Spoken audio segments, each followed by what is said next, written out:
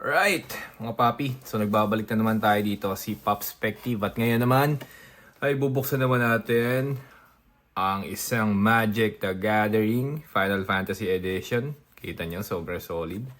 Meron tayong, ano ba to? Tatlo pang Commander Kit. Actually, dalawang Commander Kit. Si Titus. So kung ano mabasa nyo dito ng Final Fantasy X at saka si Cloud na Commander Deck.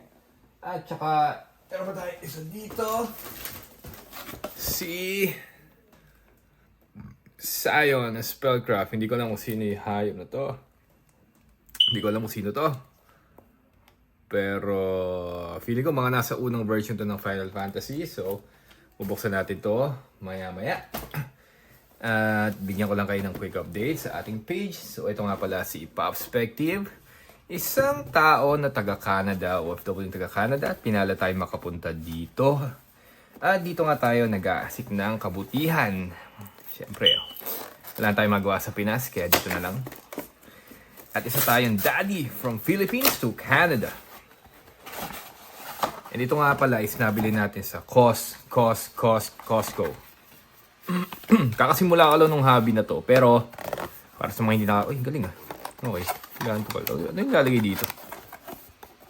Oh, ganun pala yun. Tinapon ko pa naman yung ibang ganito. Ayun o. Nagagawa pala siyang box. Anyway. Hindi ko alam kung bakit. Tinapon ko pa naman yung ganun ko dati. And then, quick recap lang pala bago natin buksan to. So, ito yung mga na-pull nating One Piece card before. Ibenta natin sila siguro in due time. So, abang-abang lang. Ayan. Hindi man siya hits, pero ang hits naman siya. So, all good pa din mga papi. Sabo, our favorite card. Sabo, Dawn card. Si Ace, sobrang lupit ng kanyang, tigmakit sa camera, art style. Oh, ito. Ito yung pinaka mataas sa mga na-hits natin. Iniisip ko nga, ipapag-grade ko pa to or wag na kasi ang tagal putya. Kung ipipsa ko pa to, abutin ako ng siyam-siyam. So, feeling ko wag na, okay na tong raw. Ano naman to, mint condition. Sobrang fresh niya kasi pagka-pull natin sa kanya, nilagay agad natin sa sleeve and sa top loader. So, any takers, comment lang kayo sa below or PM nyo lang ako. Taga dito nga pala tayo sa Surrey, BC, na laging umuulan. Oh, shanks again. Ito, hindi ko alam kung siguro mga $5 lang yung mga to. Hancock, ito baka $1 lang. 5 Elders card, mura lang din to.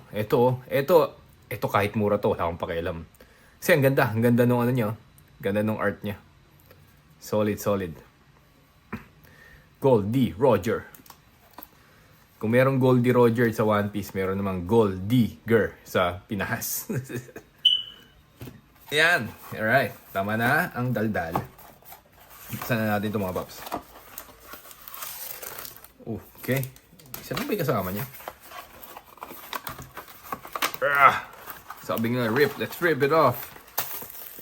Kunin ko tayo isa. Kunin natin to. Magic. Okay, oh. Kita nyo naman. Putik. Oh, yeah. Cloud Strife. Meron pa siyang, ano ba to? Limit Break Final Fantasy 7. Playing the deck. Ex-Soldier. Gamit niya yung Buster Blade. Uy, si Baby. Tifa. Ito na. Kung fan ka ng Final Fantasy series, especially, ilan ba to? May laman nga. Pucha, isa lang. Okay. Ano gagawin ko dito sa isa na to? Ano gagawin ko dito? Tatanggal pala to. Pero, yan. Tayo pakialam dyan. Kung fan ka ng series ng Final Fantasy, for sure, kilala mo yung mga characters na yan. Tingnan natin to. Sino mapupul natin? Chenenenen. Pucha, lumabas. Dude, lumabas ka. Magic. Uy. Ano ba to? Summon Bill Floor.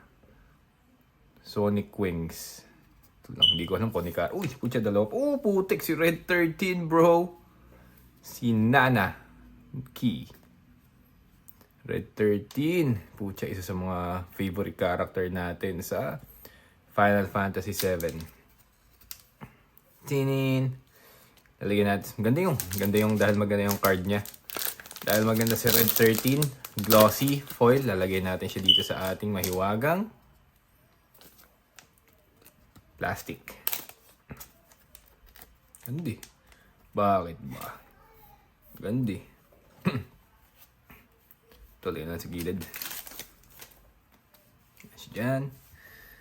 Itong salmon. Hindi ko alam kung malakas to. Lagyan lang natin siya dyan. Yun nga, yung sinasabi ko kanina. So, kakatapos ko lang kasi laruin yung Final Fantasy Crisis Core. Yung reunion. And nakakaiyak. Kasi syempre, nalaman ko na naman yung box. Doon nalaro. Teka, FYI lang. Ito tayo mabuksan. Nalaro ko na siya dati.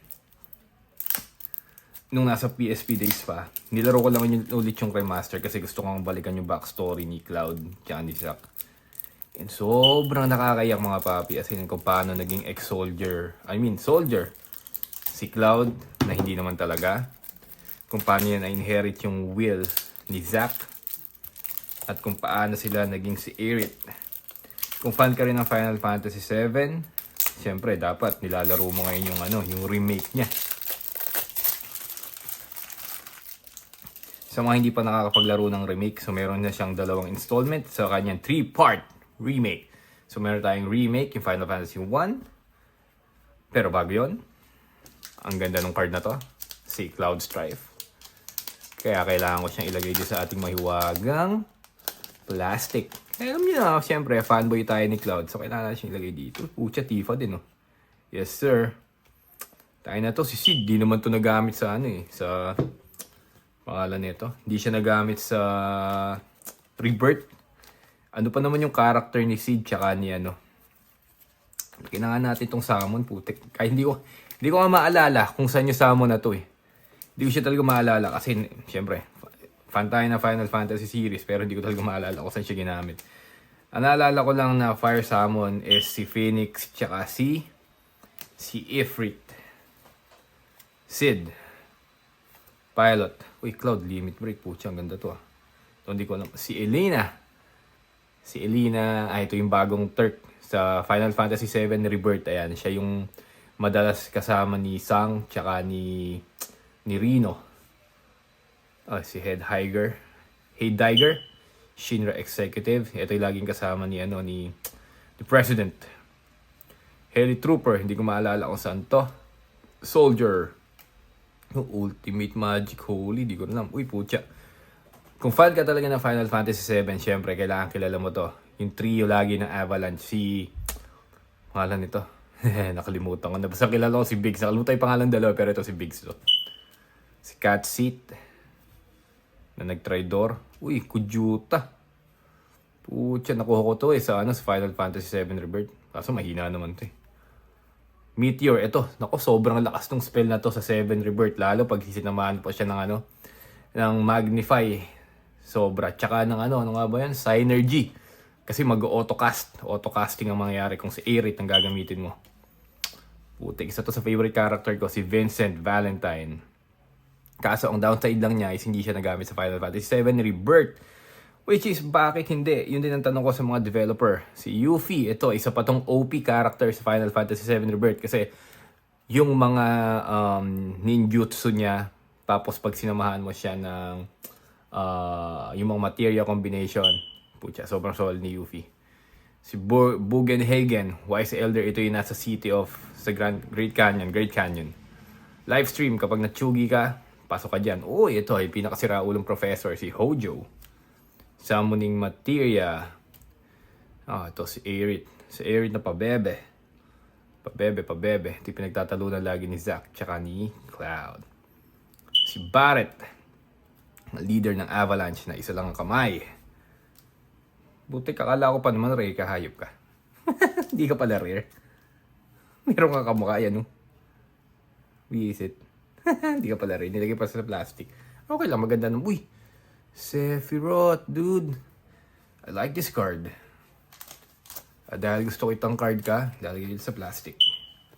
Gusto ko itong card na to, Sephiroth. Sephiroth, si Yuffie, si Barret. Hindi ko kilala to. Hindi. Ito yung mga normal na tao na soldier. Bronze Guardian. Uy, Final Fantasy 7 Remake. Naalala ko to. Ito yung nandun sila sa parang cabaret. Hindi ko kilala to. Si Sang at ang Turks. Vanquish the Hordes. Hindi ko rin kilala to. Chaos Warp. Ano to? Ito. Nakalaban ko to sa sa 7 Rebirth. Bago matapos yung nandun sila sa City of Ancient yata yan. Ito yung magnanakaw, kasama to dun sa quest sa Rebirth. Hindi ko alam to. Armory. Uy, helmet. Ito, si Anong bugok na to? Nakalimutan. Hindi to. Si Rino ba to? Pata. Ito nga ata si Rino eh. Si red hair. Uy, Cloud, OG. Hindi ko kilala kung sino to. Si Aerith. Sa sa Junon territory. Di ko alam kung ano to. Canopy Vista. Di ko alam kung ano to. Cinderglade. Di ko alam kung ano to. Exotic Orchard. Ito sa to. Sa to lumabas? Sa remake. Final Fantasy 7 Remake. Ito yung parang ano nga ba yun? Red Light District nila. So sa mga hindi nakakaalam ko ano yung Red Light District, itanong nyo yun sa mga asawa nyo. For sure, may experience yung mga yan. Etong land, hindi ko alam to. Sa to? Sa Golden Saucer. Mossfire, I don't know that. Crewbag, Rugged Ferry, Scavenger Ground, blah blah blah. Spire Industry. Ito yung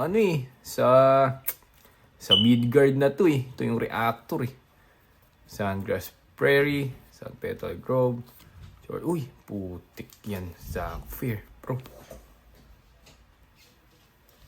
Ito nyo naman, Zephyr. Kailangan natin ilagay dito sa ating, sa ating mahiwagang sleeve. Si Barret. Dispatch. Sa to? Sa Rebirth. Kung nanaralo nyo na Rebirth, papipiliin kayo kung sino gusto nyo kasama. Either si Tifa, si Yuffie, or si Aerith para doon sa Golden Saucer na ride. Van Blast, di ko alam yan. Si Aerith na nagdadamo. Tapos meron din tayo si Aerith na nagdadasal. Nature's Love, Rampant, Behemoth Sledge. Hindi ko maalala kung ano to, pero looks good.